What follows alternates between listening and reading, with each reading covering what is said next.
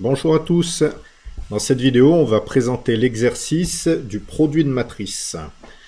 Alors, on va présenter le code qui vous est fourni au départ.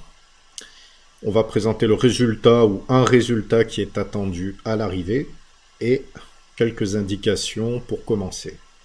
Alors, tout d'abord, le produit de matrice, on peut le représenter comme cela. Ici, vous avez une matrice M1 qui fait 3 colonnes par 2 lignes. On peut la multiplier par une matrice M2 qui fait 3 lignes par 2 colonnes. Et on peut afficher le résultat. Donc la matrice résultat, c'est toujours une matrice carrée. Ici, donc une matrice de 2 par 2. Ce qu'on va vous demander, c'est de faire l'affichage de ces matrices.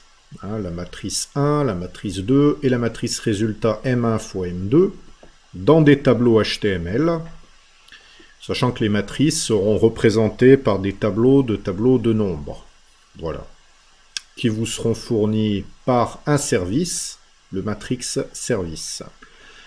Les matrices seront toujours de bonne dimension, il n'y aura rien de spécial à vérifier, vous n'aurez pas de calcul à faire particulier, si ce n'est appeler les méthodes pour calculer la matrice résultat, mais ça sera tout.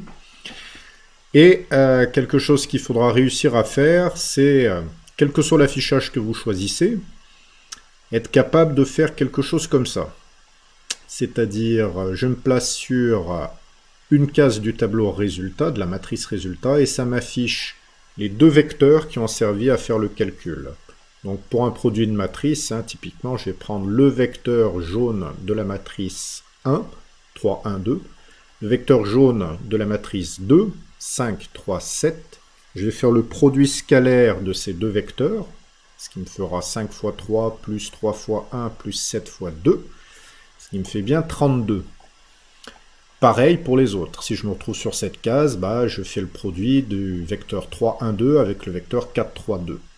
Pareil pour lui, vecteur 2, 3, 2 avec 4, 3, 2. Donc là, le truc, c'est graphiquement, quand je me place sur une case de la matrice résultat, j'ai envie d'afficher les vecteurs de M1 et le vecteur de M2 qui ont servi à faire le calcul. Voilà, puis quand je sors, ça sort. Autre chose que j'aurais envie de faire, c'est de pouvoir générer des nouvelles matrices. Donc ça sera fourni par le service. Par exemple, tiens, j'ai envie de générer des matrices 3, 3 pour voir ce que ça donne. Hop, ça me génère des matrices. Donc 3 par 3, deux matrices 3 par 3, quand je les multiplie, ça fait une matrice 3, 3 à la fin. Mais je pourrais décider, par exemple, d'avoir des matrices comme ça. Ça, c'est une matrice simple, c'est un vecteur. Ça, c'est une espèce de matrice vecteur. Mais je peux faire le produit matriciel quand même. Et lui, par exemple, c'est 8 fois 9, tout simplement. C'est des produits scalaires qui reviennent à faire des produits, puisque, voilà. Hop, 2, 3, ça me génère un truc comme ça. Voilà, une matrice 3 par 3.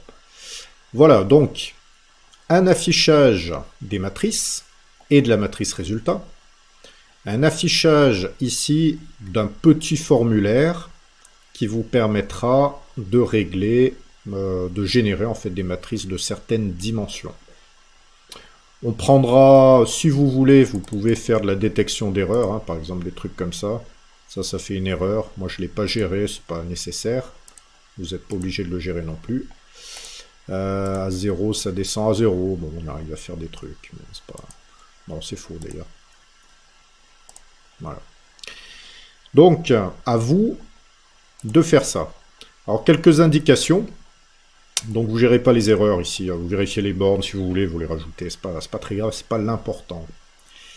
Quelques indications que je peux vous donner. Moi, pour faire cet affichage-là, j'ai utilisé une grille CSS, la propriété grid du CSS. Donc, j'ai une matrice que je vais afficher. Donc, j'ai une grille, c'est un découpage, matriciel. Dans la colonne 2 de la ligne 1, j'affiche la matrice M2. Dans la colonne 1 de la ligne 2, j'affiche M1. Et dans la colonne 2 de la ligne 2, j'affiche la matrice résultat. Voilà. Bon, c'est une indication. Utilisez CSS Grid. Vous pouvez configurer ensuite les cases pour que tout s'affiche de façon jolie. Mais à la limite, si ça s'affiche pas de façon jolie chez vous, hein, si vos matrices elles sont un peu en vrac les unes en dessous des autres, etc., c'est pas très grave du moment que, quand je passe sur la matrice résultat, ça m'illumine bien les vecteurs qui ont contribué au calcul de la case. Alors, petite présentation maintenant du code qui est fourni. En fait, on vous fournit le service. Donc, ce service est composé de deux behavior subjects privés, voilà, qui publient des matrices de nombres, un tableau, deux tableaux de nombres, deux observables qui sont dérivés des deux behavior subjects, donc c'est les observables qui seront publics, sur lesquels vous devrez vous abonner. On commence dans le constructeur, hop, on verra. On a quelque chose pour générer aléatoirement des matrices avec des nombres entiers entre 0 et 9. Voilà. Si ça vous intéresse, vous allez regarder ce truc-là. Sinon, c'est vraiment pas très utile. Une fonction pour calculer la transposée d'une matrice M, une fonction pour calculer le produit d'une matrice M1 avec la matrice M2. Alors typiquement, ça c'est la fonction que vous devrez utiliser. Et une fonction pour faire le produit scalaire est utilisé là-dedans. Bon, vous, les fonctions qu'il vous faudra utiliser, c'est random matrix. Quand, par exemple, ici, vous allez vouloir générer quelque chose comme ça, il faudra appeler random matrix. Il faudra appeler multiply pour calculer la matrice résultat, qui est là. Voilà, hop, je vais générer une autre matrice, tac, tac, tac, tac. Voilà. Il faudra appeler multiply pour la matrice résultat, et il faudra que vous vous abonniez aux observables qui publient la matrice M1 et la matrice M2.